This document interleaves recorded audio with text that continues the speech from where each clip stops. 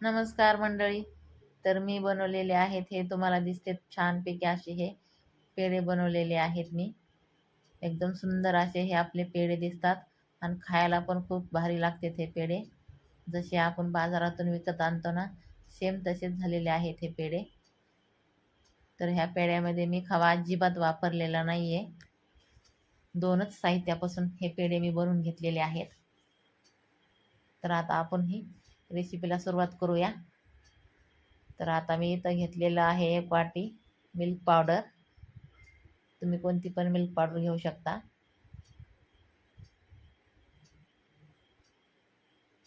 तर आता मी इथं 2 वाट्या घेणार आहे साधारण मिल्क पावडर.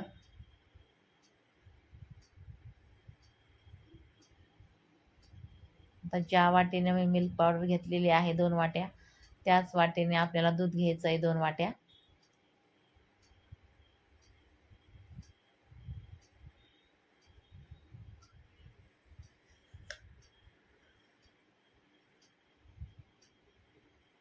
आता मी ह्याच्यामध्ये दूध टाकून घेतलेलं आहे 1 वाटी. तर आपण अगोदर हे 1 वाटी दूध टाकलेले जे आहे तर ते आधी मिक्स करून घेऊया. आता जसं लागेल तसं आपण ह्याच्यामध्ये दूध टाकून घेऊया आणि ह्याचं छान असं बॅटर तयार करून घेऊया. जास्त पातळ पण ह्याचं बॅटर तयार करायचं नाही आहे आपल्याला.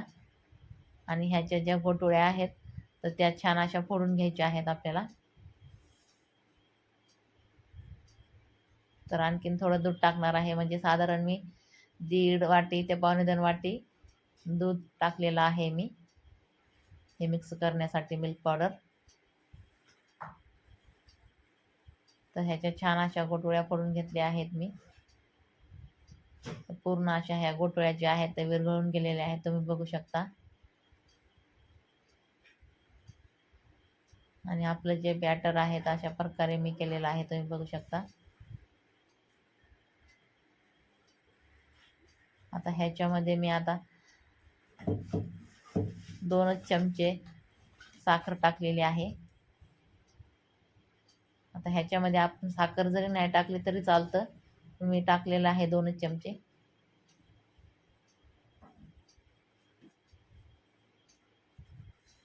तर जास्त गोड केलेले नाही आहेत मी हे पेढे, त्याच्यामुळे मी 2 चमचे साखर घेतलेली आहे. आता मी इकडं पिस्ता घेतलेले आहेत 10 ते 15.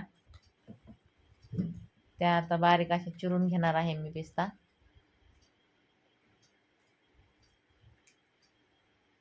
तुम्हाला जर माझी रेसिपी आवडली तर प्लीज माझ्या चॅनलला सबस्क्राईब करा आणि लाईक पण करा.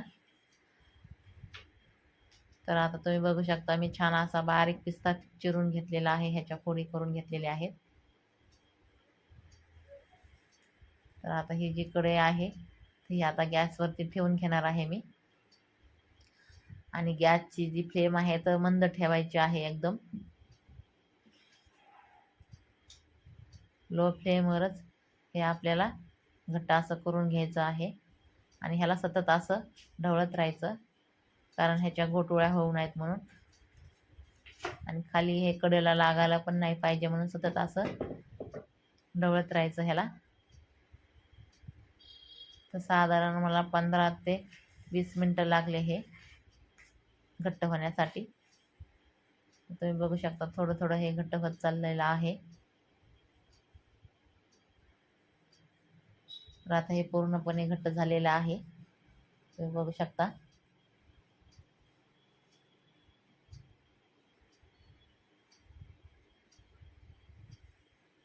आता घट्ट झालेलं आहे हे. तर मी आता गॅस बंद करून हे खाली उतरून घेते.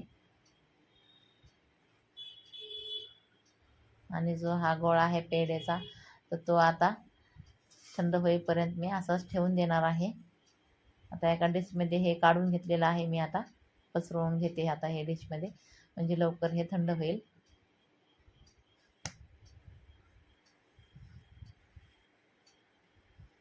तर आपलं हे थंड झालेलं आहे. फ्रीजमध्ये ठेवलेलं नाही आहे मी, असंच ठेवलेलं होतं.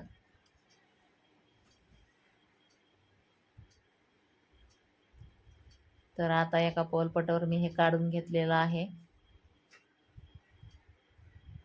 आता ह्याला छान असं मळून घेऊया.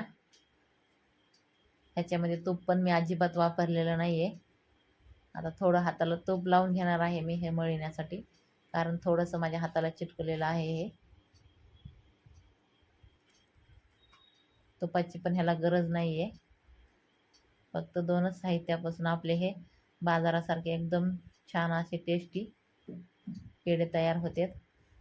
तर तुम्ही बघू शकता किती छान असे झालेला आहे आपला हा गोळा पेढ्याचा. तर आता मी हे 2 भाग करून घेतले ह्याचे गोळ्याचे. आता मी हे जे गोळा आहे त्याला रोल करून घेणार आहे गोल असा. तर हे बघा मी असं हे रोल करून घेतलेला आहे. आता दुसरा गोळा जो होता ते पण असंच करून घेणार आहे रोल मी.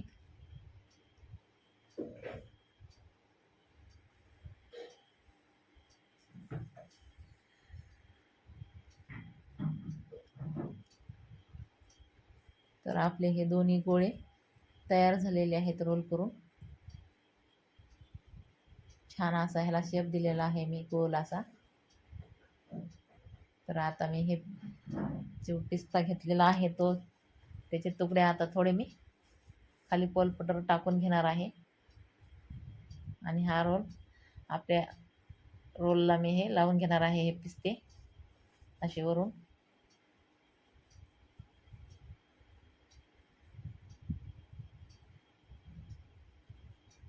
तर माझा पिस्ता लावून झालेला आहे तुम्ही बघू शकता. तर दोन्ही गोळ्यांना मी पिस्ते लावून घेतलेले आहेत. तुम्ही बघू शकता किती सुंदर असे हे गोळे दिसतात आपले रोल. तर मी आता हे चाकूच्या साह्याने कट करून घेते. तर मी फ्रीजमध्ये पण ठेवलेलं नाही आहे, लगेच रोल केलेले आहेत आणि हे कट करून घ्यायला घेतलेत मी.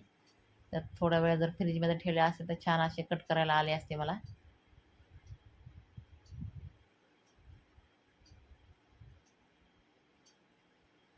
तर मी हे आता याचे पेढे काढून घेतलेले आहेत. तुम्ही बघू शकता मस्त असे हे पेढे झालेले आहेत एकदम. खायला पण खूप भारी लागते हे पेढे. एकदम साधी सिंपल अशी ही रेसिपी आहे आणि पटकन होणारी रेसिपी आहे.